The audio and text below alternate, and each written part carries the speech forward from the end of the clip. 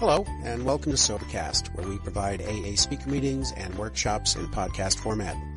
We're an ad-free podcast, and if you enjoy listening, please help us be self-supporting by visiting Sobercast.com, look for the donate link, and drop $1 or $2 into our virtual basket. We hope you enjoy the podcast. Have a great day. Hi, my name is Alisha, and I'm an alcoholic. I am also a klutz, and there's a lot of electronic equipment up here, and I have an open cup of water, so I am afraid. But life is good. My sobriety date is May 15th of 2003, and I promise you that girl that came in here had no idea who this woman was going to become. Also, if you have any complaints about my talk, this is the complaint number, just in case you weren't here earlier today. Give that person a call. They will be more than happy to help you, I promise. I'm gonna read a little something out of the 12 and 12, actually, just to ground me and get me where I need to be so I can tell y'all what it was like, what happened, and what it's like now. It's out of the 11th step on page 104. It says, in AA, we have found that the actual good results of prayer are beyond question. They are a matter of knowledge and experience. All those who have persisted have found strength, not ordinarily their own. Somebody's getting a phone call up here. They have found wisdom beyond their usual capacity, and they have increasingly found a peace of mind which can stand firm in the face of difficult circumstances. We discover that we do receive guidance for our lives to just about the extent that we stop making demands upon God to give it to us on order and on our terms. Almost any experienced AA will tell you how his affairs have taken remarkable and unexpected turns for the better as he tried to improve his conscious contact with God. He will also report that out of every season of grief or suffering, when the hand of God seemed heavy or even unjust, new lessons for living were learned, new resources of courage were uncovered, and finally, inescapably, the conviction that God does move in mysterious ways, his wonders to perform. I also want to tell you all about my home group. I love them. I have the most amazing, wonderful group of people. I'm a member, probably not in good standing at the moment, because I just had a kid, but I am a member of the Fraser Group of Alcoholics in the great state of Tennessee. And, Tennessee, Fraser is its own city. I'm going to tell you a little bit about them later and how they saved my life and helped make me the person that I am today. Let's take you through a little journey of my alcoholism. Growing up, both my parents, beautiful Al-Anons. I'm an adult child of 2 Al-Anons. It's a very interesting experience. I had both working class parents. I grew up in Fraser. If any of you have been to Memphis, so you know Fraser is not the nice area of town. It's not where you have it's got really cool cars, but it's because a lot of people are drug dealers. But the houses are pretty dilapidated. It's not, it's not the nice area of town. But again, the car is nice. So, my family life at home was kind of, my dad worked overnight, my mom worked during the day. So, being that they're working class, they needed childcare. I stayed between my grandparents' houses a lot. And that was a weird experience because it was like having 3 lives. I had my dad's side of the family, my grandmother and my grandfather. And they were like what I would think of as like the perfect like Brady Bunch family. My grandmother was the sweet woman who cooked in the kitchen and loved her grandchildren. I spent many a day cooking with my grandmother. My grandfather he liked to hunt, he had guns, and he had a shed out in the back where he liked to build stuff. And I was the oldest daughter of my father's. Anyway, whatever. We're past it. But I like to build stuff. I was the weird kid. I like to build stuff. Even though I'm a girl, I like to work with my hands and tools and stuff. So I spent a great many days in the work shed with my grandfather, building birdhouses or trying to figure out how, like, this wrench worked to do this or, doing different stuff like that. I majored in shop class in high school, too. So, hey, things work out. And then we had the other side of the family, my mother's side of the family. My mother had 2 brothers and a stepfather and her mother that all lived in the same house. And it was a party getaway. Please let me believe. There was a shed out back, a huge deck, like with tables and chairs. I mean, it looked like a restaurant, like literally, because every weekend there was a party going on for somebody or something. And it was one of those situations. We even had a bobcat, y'all, like craziness at this place. And it was one of those things, like, if you went out to the shed, you were supposed to bring back some form of alcohol in order to stock either the, refrigerator on the back deck or the, sliding glass door, beer cooler on the deck, or one of the mini bars in the house. And that's just the way it was. There was always drinking and, carousing and just crazy stuff going on there all the time. So, I liked it. I kind of liked being there. I was a weird, quiet kid. I was really awkward from very early on. I was not a big fan of people. I loved books. I was the kid that would hide in a closet and read a book, or I was the kid that would be, you have to yell my name 15 times before I hear you because I'm so engrossed in a book because I'm not paying attention to you. But I liked pretty things. I liked sparkly things.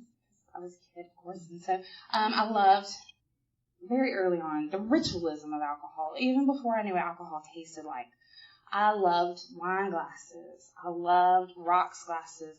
I used to figure out ways to concoct, like, sweet tea with just enough ice so that it looked like whiskey on the rocks, or I would drink grape juice or apple juice or something out of champagne flutes or wine glasses, you know what I mean? Because the ritual was so beautiful to me. And I wanted to be a part of that. I wanted to be a part of the beauty of alcohol. And I remember one day we were at my grandmother's house, and it was me and my little sister. We were running around, and my granny would let us take drinks of her wine and stuff, And she was drinking like a wine cooler one day, and I can't remember if it was me or my sister, but one of us asked if we could try it, and she's like, sure. And it was one of those, it was when Bartles, I don't know, I thought they created it that day, so I don't know, it may have been around a lot more, but it was like the Bartles and James wine coolers, you remember, like that, the strawberry daiquiri and the peach fuzzy navel and, different like that, And so she gave us a sip of the strawberry one, and we loved it. So from then on out, they decided, obviously, there's not a lot of alcohol in these wine coolers. So me and my sister would run around the house drinking wine coolers, like, all day long. And that was just okay. And so, I'm a kind of a weird alcoholic. My first drink was when I was real, very young, and I don't have a whole lot of memory of it. But I just do remember that I really loved them. What happened was my sister and I were at the grocery store with my father because, again, my dad worked during the night, so he had to play Mr. Mom a lot and do a lot of things that he was very unhappy about, including grocery shopping. And we were at the grocery store one day, and my sister went running away from the cart towards, the beer case in the grocery store, how there's the lower beer case, that kids can get into because that's genius. And so my sister goes running over there and dips in and starts grabbing this case of wine coolers, and she's like, Daddy, we need these. And my dad's like, no, those are for big people. And she's like, no, you don't understand. Alisha and I love these, Daddy. We have to have some for home, And I'm like, I knew something was going to go terribly wrong. This is not going to be good for me. And so I'm getting irritated. I'm like, shut up, Andrea. We're fine. Just come on, let's go, And she's like, no, we have to have these, Alisha. Come on, we love these. And my dad's like, you have never had one of those. And she's like, we drink them at my granny's house all the time. Oh, there is no words to express the anger that crossed my dad's face. We did not finish grocery shopping. We went home. And it was one of the many times that in order to punish my grandparents for something that my parents thought they had done wrong, they would not let us go over there anymore. And it happened several times, but this one didn't last very long. But there was no more wine coolers for me, and I was very distraught and mad at my sister. So I had to go back to trying to pretend that I had alcohol in my different glasses and stuff. I went to a private school growing up, and I hated it. I was not good at private school because, again, I did not like people, and I was poor. So there were all these girls that had all these cute clothes and all these cute things. They had those. Anybody else saw the 80s and 90s? Y'all remember the pins with the furry, fuzzy balls on the end? They were so pretty, and all the pretty girls had them, and they stuck them in their hair, and it was so pretty. I was not pretty, and I didn't have those, and I hated those girls because they had them, and I felt so insignificant because they had them and I didn't. I remember, like, we were so poor I couldn't afford the slap bracelet. So I'm like post-traumatic stress disorder here this weekend because y'all have slap bracelets. Because I do remember when they came out and I could not even afford to get a slap bracelet until they went like on clearance. And of course it had like the orange tag that I couldn't completely get off. It was horrible. So, I was not a fan of school because I didn't fit in. I didn't like it. I used to go home every day crying. My dad worked overnight. Sometimes I had to break into the house to get in. Sometimes he would forget and have to go get my sister first, and I'd be stuck at school. It was really weird. I didn't realize it was weird until I met other people that didn't have childhoods like mine. Until I met people who didn't have to break into their house, and different things like that. I didn't know, but I learned to take care of myself pretty early. One day, I have to tell you this. I always get to this part and then I have to. So my family is very religious, which is fabulous. And they used to take me to Sunday school every Sunday morning. My grandmother did. She was very big in it. And I met this lady and she really liked me and she took an interest in me and she bought me a red Bible. It was beautiful leather-bound red Bible, and I loved it. And she had my name put on the inside and everything. It was this beautiful Bible. And I remember I loved that Bible so much. I used to take such good care of it. I was so excited because it was really the first book anybody bought me of my own, and I loved books so much. But it was also the point that it was red, which is my favorite color. It was like, it seemed like there was so much thought put into it. I loved this Bible. And, I had gone to church, and somewhere along the way, I had developed some animosity towards a higher power. I did not feel that some of the things I was being taught in church were maybe necessarily the way things could be. And so I got mad, and at a very early age, I got really mad at God, and I just stopped participating and all that, which is really a sad, sad thing, but it did happen. But I remember the last thing that I ever remember thinking that God had done for me was that school that I hated going to so much closed down the summer of my 8th grade year, I was finally going to get to go to public school, and I was so excited because there were going to be people just like me, and I was not going to have to be in this world that I didn't fit in anymore. But that was the last time that I really felt that God had done something for me, and I did. I believe that God had reached down and closed those doors just for me that day. So I started going to high school at a public high school, very big public high school in Memphis, which was a very big culture shock for me because it was very sheltered at the school that I had gone to before. There was a lot more diversity going into a new school and a new land, and it was very interesting. I saw for the first time people get beat up at school. There was a girl that got shot while I was at school one time. I got stabbed in the arm once. Long story, not even getting into that today, but it happened. I hung out with kids that were in gangs because they had alcohol, and they preferred doing drugs, and I preferred to drink, so we got along great. And I hung out with them, and I was in some really shady neighborhoods at a really, really early age. Places that people shouldn't see. But I was a part of a crew. I was a part of something. I had friends at last, and I was still really awkward, but I wasn't quite as awkward as I was before. I got through high school again. I majored in shop class. I was a state officer for the Technology Student Association because I was awesome. But that's all I did in high school. That was it. I did because I liked politics. I liked Robert's Rules of Order. I was really into that. That was all I did. I passed senior English because I cried during my exam and convinced my English teacher that I really had done all that work that I hadn't done and that she had just misplaced all of it. I graduated. I got through. I had picked up a job. That's another thing. Whenever I turned 16, I had to get out of my house because it was absolutely insane and I could not stand being around my family. And the only way that I could think of to get out and to get money so I could do what I wanted to do is get a job. So I got a job with a bunch of people I went to high school with, and we had an awesome time. And it was when alcohol actually worked for me. And we had the best times, I will tell you. But I was a hot mess, and I worked 40 hours a week in high school from 16 until I graduated. And I was never home because my mother... We know now she was depressed, but my mother was one of those people that whenever I would come home from school or when she would come home from work, she would either go straight to bed or she would go straight in front of the TV to play Dr. Mario, do y'all remember the game Dr. Mario Brothers? I can't hear that music. It's traumatizing. I'm not kidding. Like, it just makes me like crazy. But she did, like, every day. That's what she did, sat in front of the TV and play Dr. Mario. It was really weird.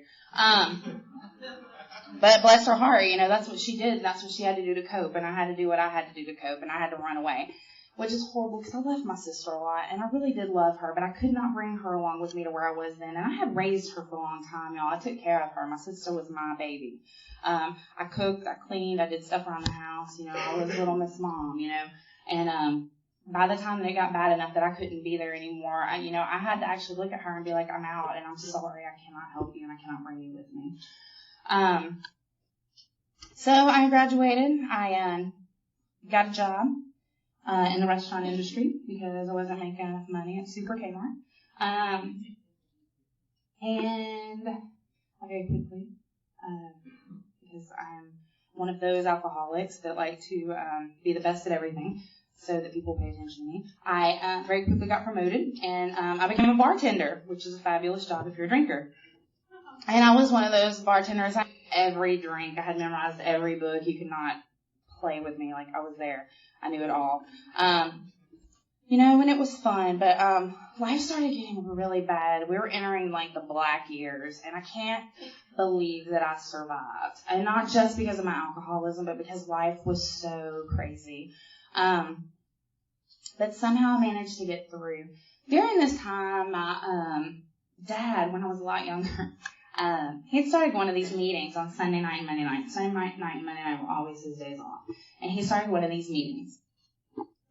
And so I intuitively thought that since he was going to meetings that were for work, and that he was going to start bringing in more money so that everything was going to be okay. Because that had become the answer to life. If we have money, then everything's going to be okay. Because we did not have money and everything was not okay, obviously. So I come to find out later on that my dad had actually started going to Al-Anon. And so we had this moment where, like, we were the big, like, Al-Anon family. Like, my dad went to Al-Anon because he was interested in it, and he was trying to make his life different. My dad had been an absentee father except for the moments that we had gone grocery shopping and stuff, you know what I mean? And now all of a sudden, he's, like, taking an interest in our lives. My sister started going to Alateen because she was of that age, you know, and that's what you do when you're that age is you go to Alateen because your parents force you to and you hate it and you become an alcoholic later. And then my mom went to Al-Anon because she was trying to scope out and figure out if my dad was like cheating on her, what was really going on, like why he was there, you know what I mean? Because there had to be some motive. And so I got dragged into Al-Anon too. And I did not like it, and I was not a fan. What I preferred to do was, like, drop my mom off at the Al-Anon meeting and then go drink while she was at the meeting and then come back and get her. And that's what I did a lot of the time, in all honesty. But every once in a while, I would go to an Al-Anon meeting, and it would, you know, be whatever. I remember one particular time that I was, like, just completely and utterly distressed. Like, life was horrible. It was distraught. My dad had talked me into going into a meeting. And I went to this meeting. It was in a church. And I was sitting in the meeting. And I hated Al-Anon meetings because all they did was complain about their alcoholic husbands or their alcoholic boyfriends. And I'm like, dude, just go drink with him. You will not be so crazy and it will be awesome. You will have a great time together. Trust me. Like, I could not understand what they had to argue about because my alcoholics had abused me. Like, I could not understand what they were complaining about. You know what I mean? Their alcoholics did not sound that bad to me. Like, okay, your boyfriend stayed out partying until 6 a.m. Why don't you just try it? It might be fun, you know. Why don't you come to me when you have bigger problems than that was basically my idea. But I remember sitting in an Al-Anon meeting this one particular day, and I looked across the hall, and there were all these people across the hall, and they were having a great time. I had never noticed those people before, and I had no idea who those people were. But they looked like the kind of people that I wanted to be hanging out with, not these mopey women in here complaining about their husbands and boyfriends.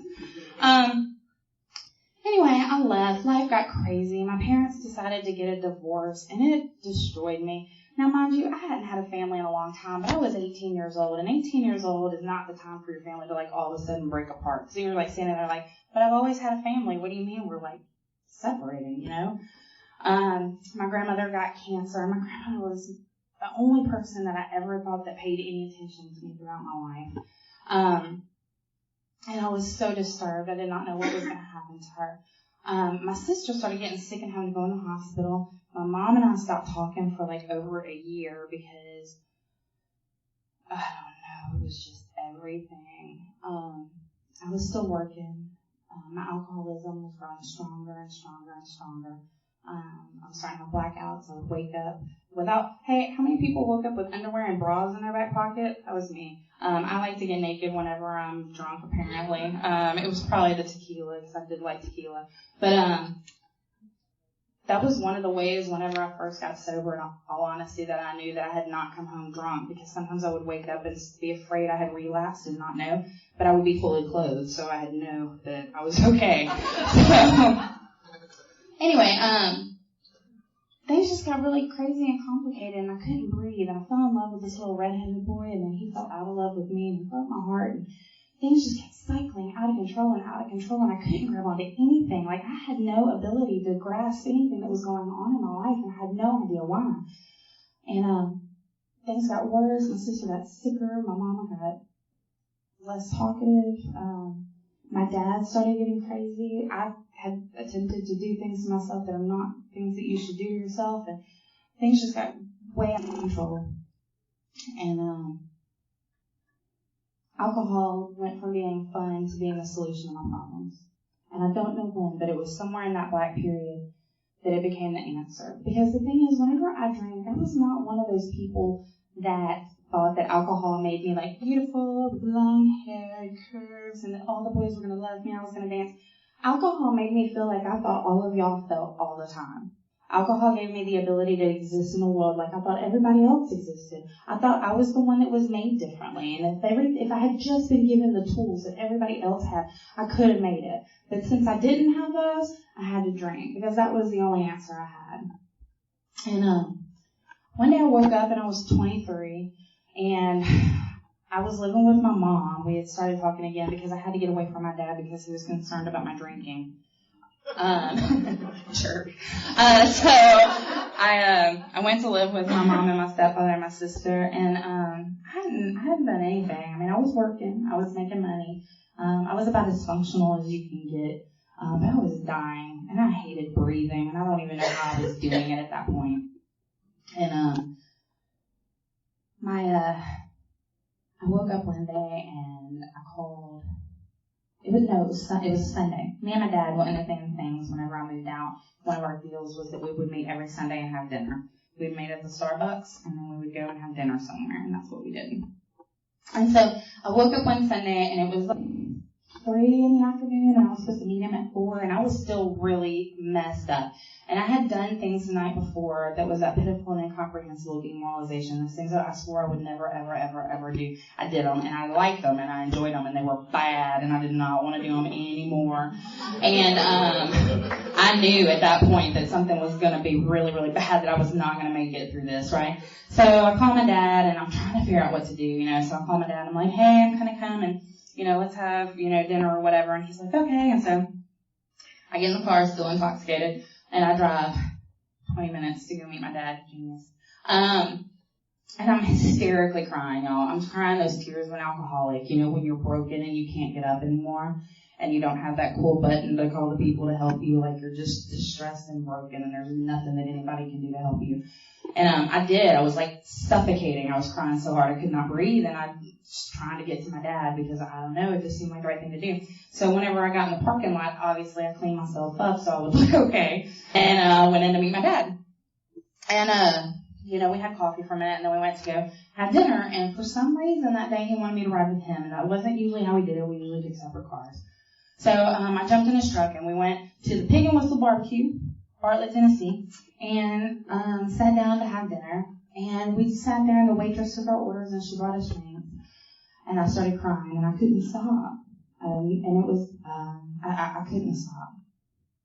And my dad's like, what's wrong, baby? What's wrong? Because due to the program of Al-Anon and Al-Anon family groups, I had gotten a father, and I'm so grateful for that, and he was genuinely concerned, and he wanted to help me, I can't imagine what it must have been like for him to sit across and see his daughter breaking like that.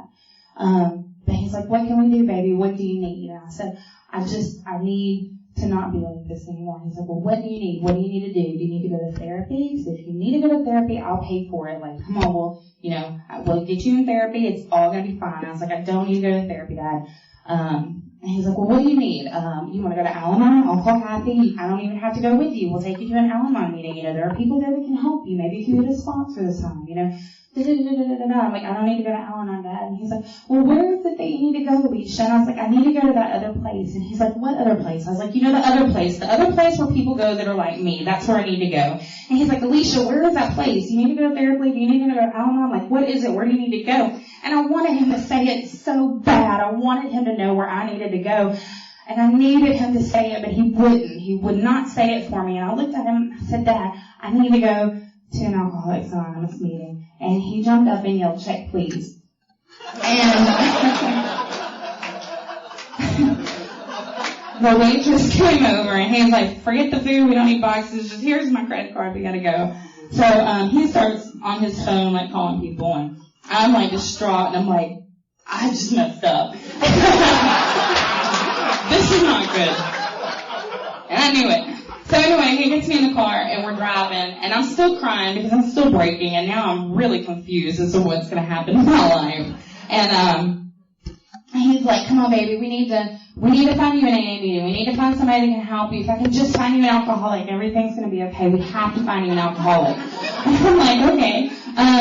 And he's like, just pray that there's one there. He's like, I think they have a meeting there on Sunday night. He's like, but I'm going to take you, and maybe there will be somebody there that can talk to you. He's like, let's pray. And grabs my hand. And I'm like, well, no, let's not do that. And he's like, come on, let's pray. Let's do the serenity prayer. And I'm like, okay, because I hadn't been around long enough to know that. And so we said the serenity prayer, and now I'm angry because I'm like, this is really a bad idea. But I stuck with it, because what was he going to do, jump out of the truck? Anyway, so he pulled up at this place that I used to take him and my mom to meetings to all the time. And it was by a bar that I used to do bad things at. And we got out, and he's like, he's like, there's only 2 cars here. Let's just pray that one's an alcoholic. And we go in the building, and there's this old woman lurking about. And he's like, who's here? Is Earl here? And she says, yeah, he's in the back. And so my dad goes running to the back and brings out like this 900-year-old man, y'all. I am not kidding. He had to be God's best friend while he was creating the world. Like, it was bad. And I'm like, what? And so my dad's like, just sit down and talk. Y'all talk, and it's going to be okay. And he's like, oh, my daughter thinks she has a drinking problem. And so we sit down at this really long table, and the woman's still skulking about over to the side, like cleaning and wiping stuff down and like looking at me, and I'm like, oh God, it's like the Twilight Zone. So, and my dad's like, they're repairing this place, so my dad's in the bathroom like whistling and singing, like trying to stay busy so that he doesn't participate, because like I have destroyed his Al-Anon program like in 5 minutes. And so like all of this insanity is going on, and I'm like, whoa. But this man sat down with me. This 900-year-old man that was there during the creation of the world sat down with me. And he told me about his life and the things and how they had changed. And I did not relate to him at all. Because he was male and he was a lot older than me, and, I didn't want to relate to him because I didn't know what I wanted to do. I just didn't want to hurt anyone. But he didn't want anything from me. And he sat there with me for about an hour and talked to me without wanting anything from me in return. And it was the first time that anybody had sat with me for an hour without wanting anything in return for a really, really, really, really long time. And I left there that night, and I went to my first Alcoholics Anonymous meeting the very next day. And I left that Alcoholics Anonymous meeting and went and got drunk.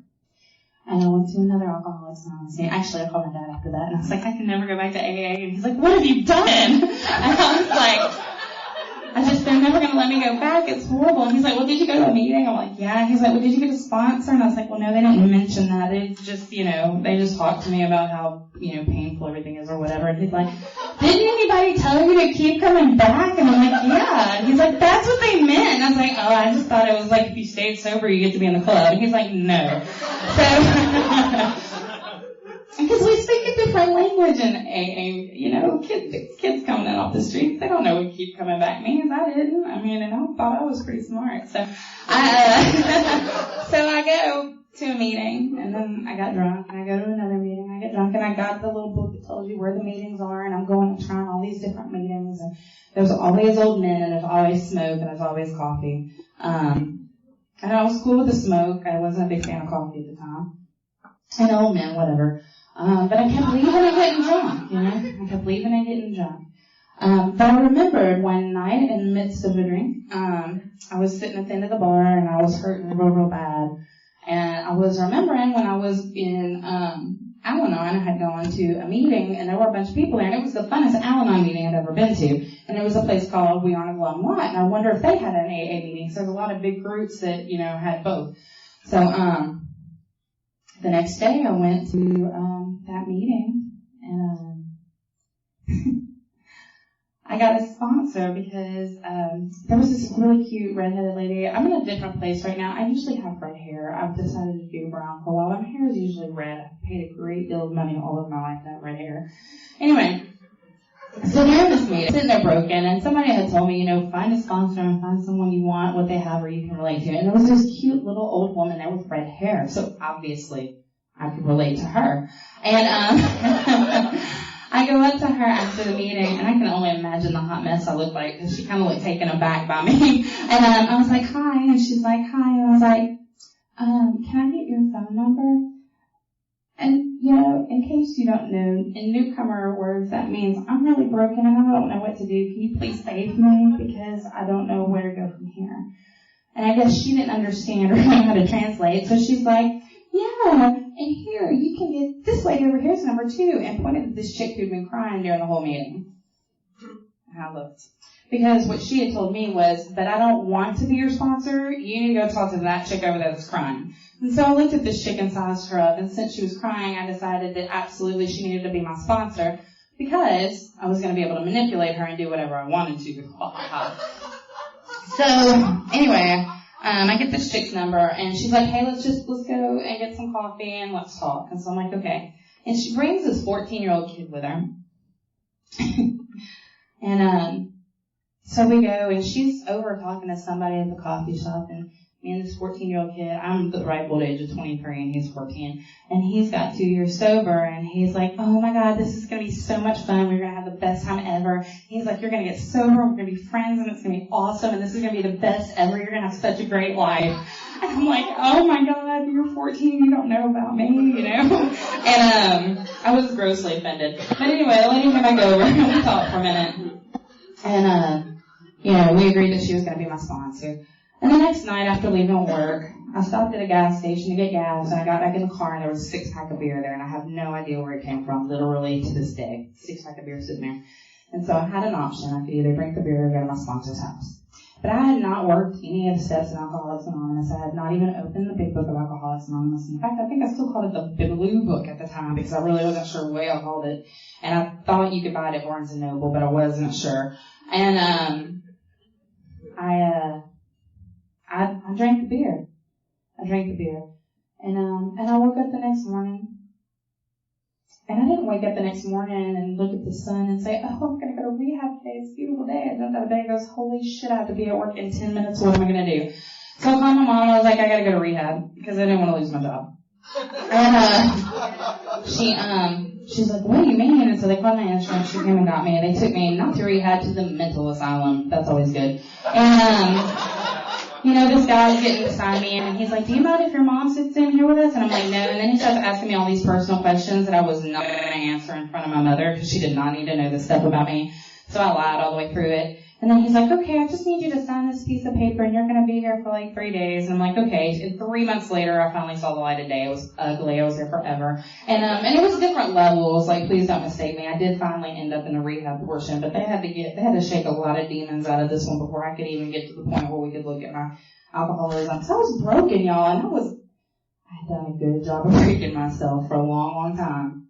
So anyway, my sponsor came up there while I was in rehab, and she's like, do what they tell you to do while you're in here. Learn as much as you can. And then when you get out, we're going to work the real steps out of the big book of Alcoholics Anonymous. And that's what she did. I lived in meetings my first year sober. My life completely ran around meetings. I would wake up, I would go to work. I would get off about 11:30 because I worked at a coffee shop and I would work early. And I would get off in time to go to the noon meeting. And then I would stay after the noon meeting and clean the bathrooms because my sponsor was a big fan of me cleaning bathrooms. And I did that. I would clean the bathrooms, and then I would sit and do whatever book work I had, and I would get lunch or something, and I would sit there till the 5:55 meeting started and when everybody started rolling in.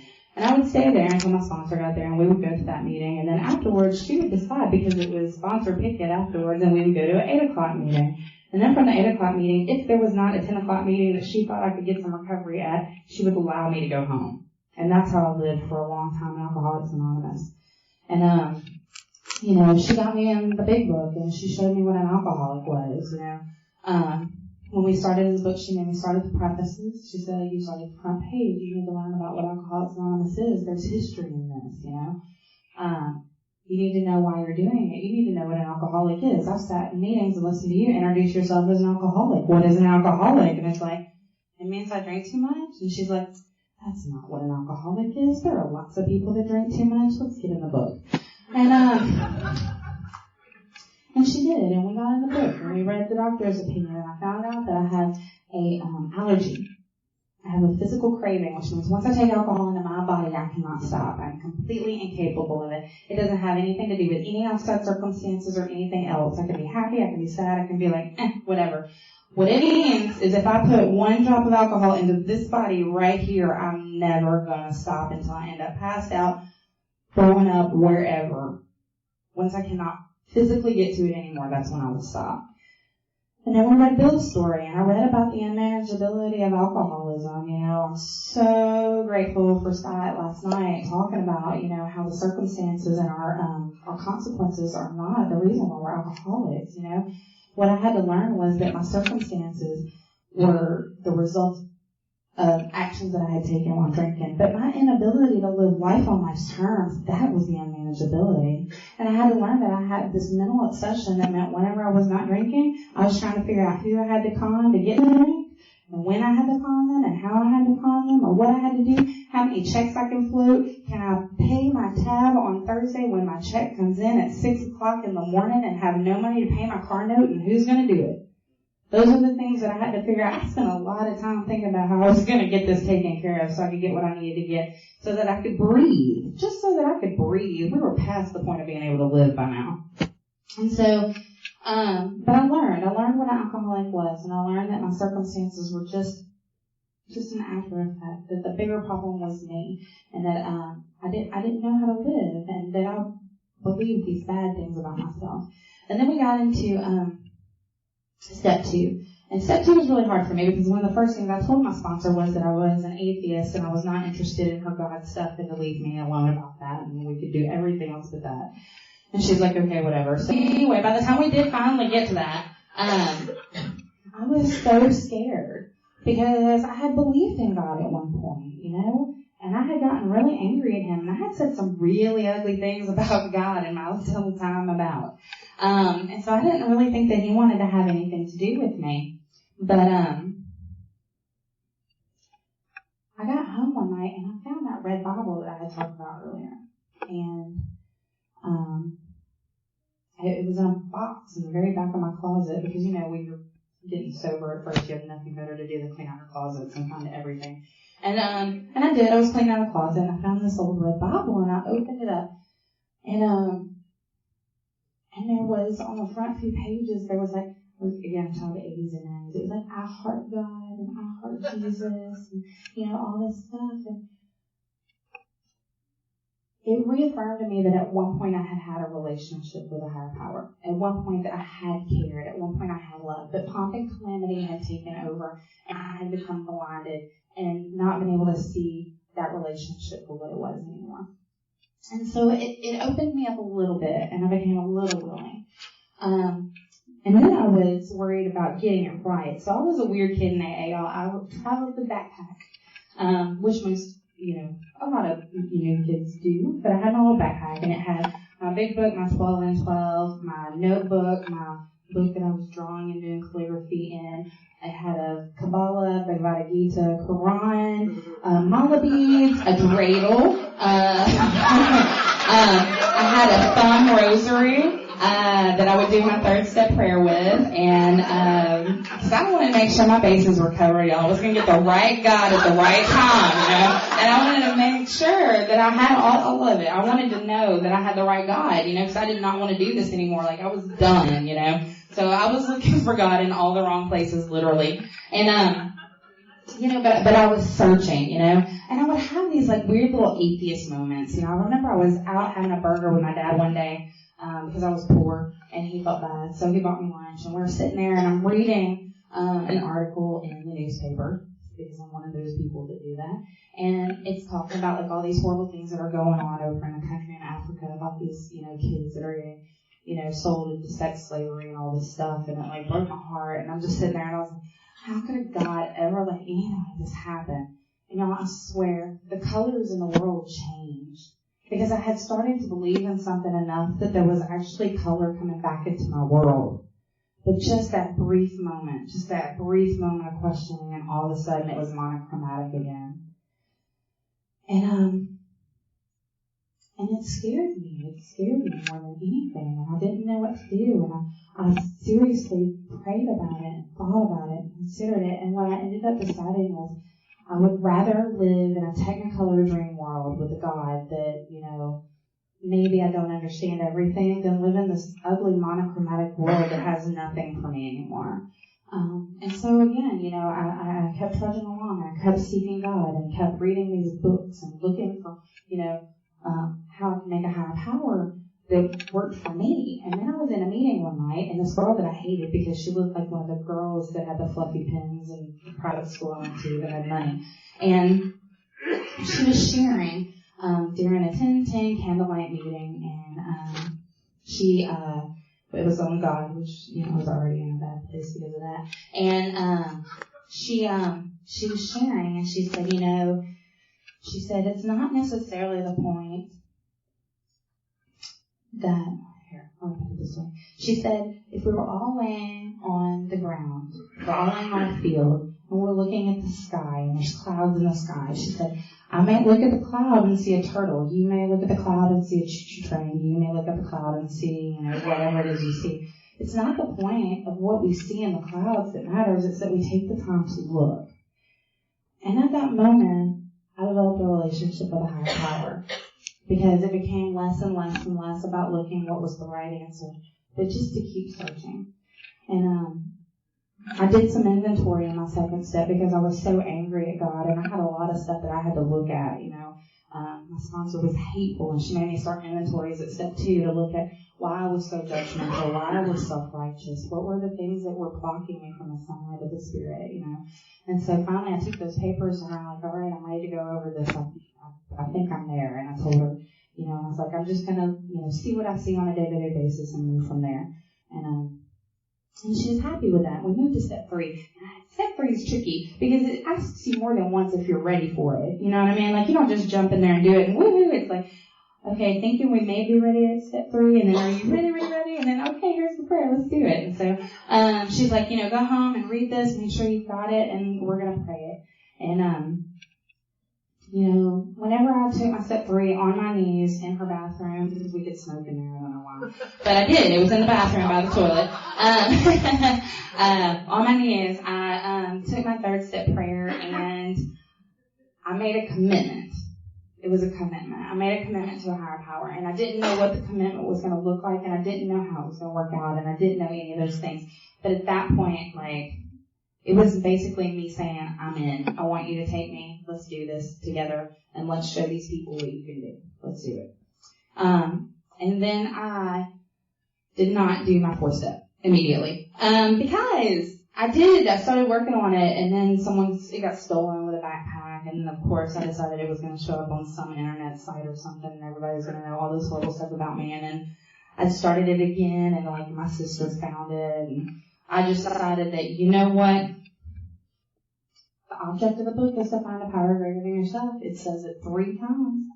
I've done that, I'm good, I don't need to do a 4th step. And I started getting miserable. And I was at a women's retreat that I go to, and they were harassing me about it because by this time I had a couple of years sober, and they're like, you have to do your 4th step, and I'm like, I'm gonna do it. Anyway, and this one lady sat down with me with a big book, and she showed me in the 5th step where it said we thought we had leveled our pride, we thought we had flipped our shortcomings, we thought all this thing, but inevitably we ended up getting drunk, basically is what it said. I'm sorry, I'm a paraphraser. I can't memorize the whole big book. I'm good. I'm not that good. So, but it made me realize that, she's right. I was using my relationship with God as a justification for not building a greater relationship with God and for cleaning out that stuff that had blocking me. And so they made me sit down immediately and start to work on it because they're jerks. And I did, and I got it finished. And I called my sponsor. I'm like, hey, I got my 4th step done. Let's do this 5th step thing and get it done with, And it took me a long time to do my 5th step because I had done a lot of damage even to me. The thing about the 4th step is I had done my anger, my sex inventory, and my resentments, and I had to look at everybody I had harmed, and there was lots of stuff, we broke it down into the columns, and I did all that, and I looked at my part, and, whenever I sat down with my sponsor, the greatest thing in the world happened. I became an active participant in my life. I had lived under the delusion that I was a victim of circumstance, a victim of life, a victim of God, a victim of everything and nothing for so many years. But when I put pen to paper and looked at my heart and my life, I became an active participant in my life. And it meant that I wasn't a victim anymore. It meant that I had been there and I had participated. And because of that, it gave me the ability to move on and become the person that I was supposed to be. After doing my 5th step, I went home and did my 6th step. I put my book up on the shelf and all that stuff. I was ready for everything. So I was in it, I wanted to do it right. So I went and I meditated for an hour to see if I left anything out, and went over the steps in my head and everything that we'd done and everything we talked about. Was I really an alcoholic? Had I started a relationship with God? Did I really believe that it was going to work? Did I leave anything out of my 4th step? Is there anything working? What is it? After my hour, I didn't have anything, and I said my 7th step prayer, and I meant it. I got on my hands and knees and I offered all of me to God, good and bad. Please take it. Let's do this. I'm ready. Let's go. And I woke up the next morning and I went to work, and by noon I had done every horrible shortcoming and character defect that there was to do. And I was horrified. Like, I acted worse in that day than I have ever acted in my life. And I called my sponsor in hysterics, and I'm like, I have done all these horrible things in one day. I made a commitment to God last night. He was supposed to take all of me. Like, what happened? Like, why am I crazy today? And she's like, Alisha, you have to learn how to take positive actions to life instead of negative reactions. You have been living out of your negative toolkit all of these years. Those tools are all still there. Just because we give you some spiritual tools don't mean that all the negative ones go away. You have to learn which tools fit to what things. You have to figure out how to make positive decisions instead of just dipping back into survival mode and making the decision that seems the right then. And so she started me then looking at 10 step and every night looking at, what could I have done different? How could it have been better? Even if I'd done something that necessarily didn't harm anybody, there's some different things that I could have done. We burnt my 4th step, so I had to write my 8th step list from scratch. I should have read ahead on that one, obviously. But I was really scared because I had sat in Alcoholics Anonymous meetings for a long, long time hearing people talk about their 8th step. And one of the things that I always heard is people are like, I'm going to make living amends. And I was ready for that because I can manipulate real good. And I knew, like, living amends, I was on that. If I could just get her to let me do all living amends, then my life was going to be great. But I know just enough honesty that when we sat down with my list and we were going to decide how I was going to go about making my amends, I was like, I think that I will die if you don't give me some form of action to take on every single one of these. I said, I know that there are amends that I cannot make directly because some of the people that I have harmed. I said, but I need to do something. And so we did. We sat down with my list and we came up with how I was going to do amends for every single person on that list.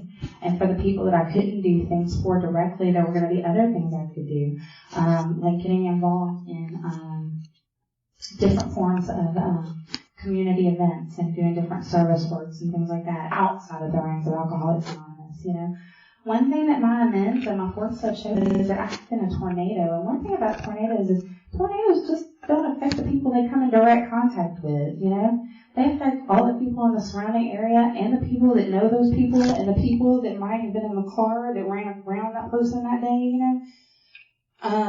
I did a lot of damage, and I had to take responsibility for that, and so I had to get involved. I had to do things, you know. Sometimes it was as little as, you know, painting something and dropping it off in a nursing home for someone without taking credit for it. Sometimes it was planning out a community event for work. I mean, there was a lot of different things that we looked at that I had to do. I had to make some direct amends too. The hardest amends that I had to make was my dad. He'd been in Al-Anon for like 20-something years. Hello, not fun. And I owed him a lot of money because I had manipulated him in order to get what I wanted. I even knew that like at certain points, if I cut my hair off and dyed it black, he would like automatically give me $500. So, and I did those things like on purpose, so I could do what I needed to do. And so I had a lot that I had to make up for him. And, you know, whenever I went and made amends to him, it was not just to go and be a simple, you know, I'm sorry for all those things I did to you, Dad. It was, I had to admit up and to tell him, you know, I did these things and I had to be specific. I had to tell him, I did these things and they were absolutely wrong and I want to make them right and what can I do, you know? And of course he's crying, he's in recovery. You can just do nothing. I mean, please let's not do that. I need to live, so let's do something, you know? And, my dad and I have the best relationship. He's my best friend, you know, because of this program and because of the program he worked, we have been able to build a relationship. We talk about spirituality. We go sit up at Starbucks some days on the patio. Y'all, we are such dorks. He'll be reading a book when I walk up, so I'll just sit down and read my book, and until we get to stopping places, we ignore each other's existence. And then we'll talk. We talk about God, and we talk about politics. We talk about big things, you know? And we don't always see eye to eye, we don't always agree, but we build a relationship built on mutual respect because of the people that we have become, because of 12-step programs. And that's a beautiful thing. Not everybody in this world gets that, you know? 10-step, I'm not great at that. I do not do one every night. I'm going to lie. And I'm grateful that I have an awesome sponsor who, whenever I'm doing crazy stuff, will, you know, let me know about it. You know, sometimes it takes a long time for him to get to where he thinks I'm at a point that I can take care of something, you know. But I believe in him and I trust him enough to know that he will not lead me on the path wrong. And I'm so grateful for that today. Sponsorship is the most important thing in Alcoholics Anonymous. You need someone that you can trust, that you know has your best interests at heart and that knows the program of Alcoholics Anonymous. And is involved in service. My sponsor is deeply involved in service, and I also have a service sponsor who's deeply involved in service because I do a lot of stuff, and I need to make sure that I'm not making decisions based on self for the greater good of Alcoholics Anonymous, because please believe y'all should be doing it my way. You know, and then, you know, step 11, self through prayer and meditation, you know, my relationship with God has gone from something I had to fight so hard for. It's like, you know, that sweater that you love that you don't want to get rid of, that it's like old and it's got holes in it, but it's so comfortable and it's the only one that'll keep you warm the way that you need to be kept warm, but, you know, people look at you weird whenever you have it on, you know. You know, that's how my relationship with God has become. It's become so comfortable, you know. But I had to work on that relationship. It did not just happen, you know. I had to spend time with my higher power. I didn't just, you know, push him to the wayside until things got bad, you know. I went and had coffee with God, you know. I would write him letters and send him text messages and different things like that, you know. And if you got one of those text messages, I'm sorry, you know. But I did. I mean, I would just do really random off-the-wall stuff because I needed to make sure that I maintained this relationship. It was important to me, and it still is to this day. Please believe in me. My life in sobriety has not been perfect. I have made a lot of decisions that if I didn't have a higher power there to give me strength and wisdom, like, I would not be here today. Please believe. Step 12, I love working with women, but, you know, I will tell you one thing. You apparently have to be really, really, really, really desperate to want me as a sponsor. I found that in my time, and that's okay. Like, I'm good with it. I'm last chance. Like, if you can't get sober, call me.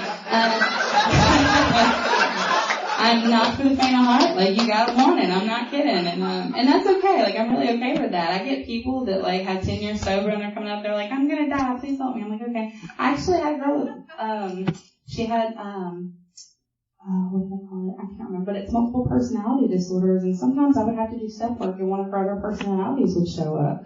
I had one of them that tried to convince me one time that because, you know, one of them was an alcoholic didn't mean the other one was. And I was like, well, actually, y'all all share the same body, and because we have the phenomenon of craving, you are, technically. So it doesn't matter if you have the obsession or not, you know. But because of the Big Book of Alcoholics Anonymous, I knew how to deal with that circumstance. Because let me tell you, there are not a lot of people that you can talk to about that, because not everybody has that experience, you know. But I did, and that's how you handle it if it ever happens to you.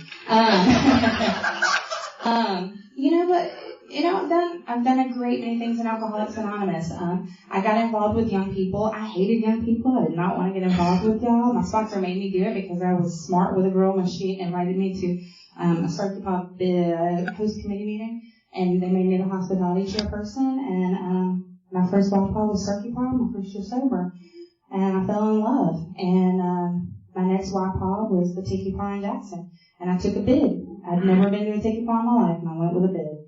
And there were 3 of us, and I got smart with the advisory council, which is never a good idea. But, you know, 3 years later, we got Tiki Bar back to Memphis, you know. And I became an advisory council member. And people get smart with me, but it's fine. And I actually served as the chairperson for the Tennessee Conference of Young People and Alcoholics Anonymous Advisory Council, you know. I serve right now on the area committee for my state because I believe in general service. I believe in Alcoholics Anonymous, and I do not believe that young people's work is the only work that I have to do. Let me see. I'm going to go from here. There's so much. Like, we could be here for days, but we're not going to, so I'm not like that. What it's like now.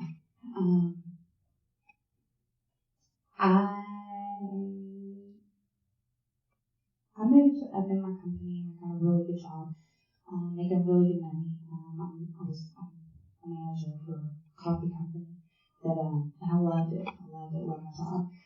I've been there since I got sober. It was the job I got after sobriety, you know.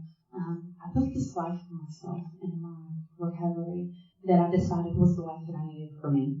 And I kept people at bay and kept people at arm's length on purpose in order to not have to change the circumstances of my life the way that I wanted them. Because I thought I needed to be perfect in Alcoholics Anonymous. And I let my guard down long enough that I got pregnant. And I got pregnant by a boy that drinks and does drugs. And he's not one of us, and he never was. I didn't meet him here. And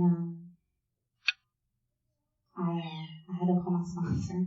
I called him and I was like, hey. He's like, hey, how's your day? He's like, good. How's yours? I was like, oh, you know, it's good. And he's like, what's going on? I was like, I just took a pregnancy test. And he goes, oh.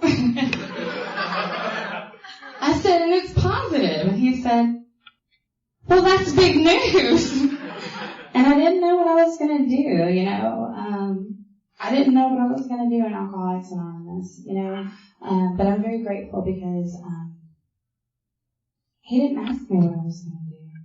He said if I needed anything, he'd be there. My friends that I told when I didn't know what I was going to do, they didn't ask me what I was going to do. They hugged me and said they'd be there for me. My home group, when they found out, they didn't scold me, they didn't turn their backs on me. I had 8 years sober in Alcoholics Anonymous and was going to be a single mom, and nobody said anything but what a great mom I was going to be and how excited they were once I did finally decide that I was going to keep the baby. But I will tell you, I did not know. I did not wake up and know for sure that I was going to be a mom. I was scared, and I wanted to make sure that he got the best life that he could possibly get. And I knew I had some friends who couldn't have kids, and that there was a possibility that I had a plan. Like I may decide to give him up for adoption, and I was going to move, and I was going to go because I wanted him to have what was best. I did not want his life to be ruined because of me and because of the decisions that I had made, you know. And I sat in the rooms of Alcoholics Anonymous, holding this on me, not knowing what to do. And it was those moments that it was imperative for me to have a relationship with a higher power, imperative for me to have a relationship with other alcoholics and my sponsor in my home group, because I could have died in Alcoholics Anonymous not knowing what to do. And I fainted 13 weeks sober, I woke up in the middle of the night and I passed out. And so I went to work the next day and called my mom, and she's like, yeah, you need to go to the doctor. So 13 weeks pregnant, and I didn't know what I was going to do. And we went and they did an ultrasound to make sure that the baby was okay, because I was okay. And whenever she was doing the ultrasound, you know, I've had ultrasounds before, you know, 13 weeks pregnant, it was like my third one. There was a moment that she took a picture, and she printed the picture out, she showed it to me, and it was my child. I didn't know what he was at the time, but my child, he was kicked back with his legs crossed and his feet out. I could see all 10 of his little toes, and he was like all crossed with his arms behind his back, his head just chilled out. He was chillaxing. Like he was meant to be there. Literally, I have the picture, y'all. It is absurd. Like, I've never seen anything like it. It looks like it's fake. And I'm like, and she's like, look, he looks so happy to be there. And I was like, okay, maybe he's supposed to be here. Maybe he really is supposed to be here. And that's when I decided that my son and I were going to go on this journey together. And, I love him. It was a hard journey. I had a hard pregnancy. Whenever I had him, he wasn't breathing. He had to be in the NICU for a week. When they take your baby away from you, you don't get to see him for hours and hours and hours after you've had him. It is the worst pain I've ever felt in my life. But I have a relationship with a higher power, and I knew that everything was going to be okay. I just had to stick it through it. And then I had to bust it out of the NICU. It was crazy. But we got home finally. I did. I felt like a baby stealer, even after they had discharged him, because it was so ridiculous. But, you know, we finally got to go home, and I had to learn how to do all these things, you know. And babies do come with instruction manuals, I will tell you. So if you ever get pregnant, please call me, because there are instruction manuals to help you out, regardless of which way you decide to go. But, you know, but I had this little life, and he was so amazing, and he becomes more amazing every day, you know. I'm taking a demotion at work, you know. I worked so hard to get where I was, and the decision that I had to make for me and my son is that in 10 years, I would rather be a poor mom that doesn't have a lot of money, that does the absolute best that she can to give him what she can, than a mother that wasn't there for him and that had to vie for time. I don't want to be that mom. I want to spend every breathing second that I possibly can with him. I want to show him every wondrous thing that he can ever see. I want to take him on journeys. I want him to see the stars with me for the first time. I want him to see the sunset. I want it to be an awesome journey. And so in order to be able to do that, I have to take a very large pay cut and demotion at work. But I'm okay with it, you know. I'm very excited. As we walk hand in hand on this journey, you know, I know that I'm going to be able to give him the most of what I have, and that's me, not money. And, you know, we're gonna build a beautiful life, and it's gonna be awesome until the day that he doesn't need me anymore. And hopefully I'll be able to hand him off to his higher power, and hopefully he'll be good, you know. His dad and I maintain contact. He's seen pictures, you know. It's an odd relationship. What can you do, you know? He's as participative as he can be right now, due to the nature of his life. And I totally understand that. And I hold no animosity towards him. It's hard to be in the situation I am with an active alcoholic. It's very odd, please let me tell you. But because I work the steps of Alcoholics Anonymous and I have a relationship with a higher power, I'm a lot more forgiving in that relationship. I'm a really good baby mama. And, you know, there were a lot of things that happened in the time during my pregnancy. There were a lot of feelings and emotions and things that happened. I actually had to talk to a lot of people and convince them that, because there were a lot of women. When you're a single woman and you get pregnant, people get mad at you. I mean, it's a horrible truth. And I had 2 coworkers that had stopped talking to me unbeknownst to me. They called me to tell me like that they would have been mad at me because I was pregnant. They've been trying to get pregnant and were. And all this horrible stuff, like, and, you know, and I had to sit on the phone with them, pat their hands and tell them, like, it's okay, I understand, you know, and I'm sitting there, like, I'm trying to convince them that it's okay that I'm pregnant, like, what is that about? But I did it because I have a relationship with a higher power, and it wasn't about who's right or who's wrong or what it is about. What it was about was, I'm going to have a beautiful life with my son, you know, and even though I did not hurt them directly, you know, they had some emotional affliction to it, and I did not want them to have that, and so I did what I could to support them. And me and those women have a great relationship today, you know. I have a beautiful and amazing life. It is huge, and there is so much stuff that goes on it on a daily basis. You know, a year before I had my kid to the day, I had gone to DC for a week and then come and go on YPAA for 5 hours so we go to the dance and then drove home and gone to Jamaica the next day. That was what my life was. And a year later, I was having a child cut out of me. And let me tell you, the best lesson that I learned is that you don't know what's going to happen next. It doesn't mean that it's bad. It just means that things are different, you know? And it's so beautiful. I never imagined it. I wasn't the person that wanted kids. I didn't want this life. This was not, if you had told the girl that walked in here on May 15th, 2003, that broken girl, that she was going to have the life that she has today, that she was going to have to make the decisions that she has to make today, that she was going to have to breathe through some of the worlds that she was going to have to breathe through today, I don't think that girl would have made it. I really don't. I have a beautiful life because of Alcoholics Anonymous, because of the program, and because of the beautiful people in it, and I'm so grateful for it. I'm going to read you one last thing as I close. Here. Perhaps one of the greatest rewards of meditation and prayer is the sense of belonging that comes to us. We no longer live in a completely hostile world. We are no longer lost and frightened and purposeless. The moment we catch even a glimpse of God's will, the moment we begin to see truth, justice, and love as the real and eternal things in life, we are no longer deeply disturbed by all the seeming evidence to the contrary that surrounds us in purely human form. We know that God lovingly watches over us. We know that when we turn to Him, all will be well with us there and hereafter. And thank you very much for my beautiful life and what I've been.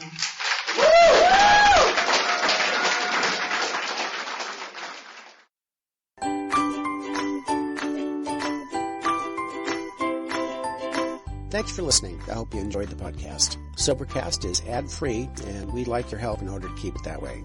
So if you'd like to help us be self-supporting by pledging $1 or $2 a month, visit Sobercast.com and look for the donate links. Thank you very much.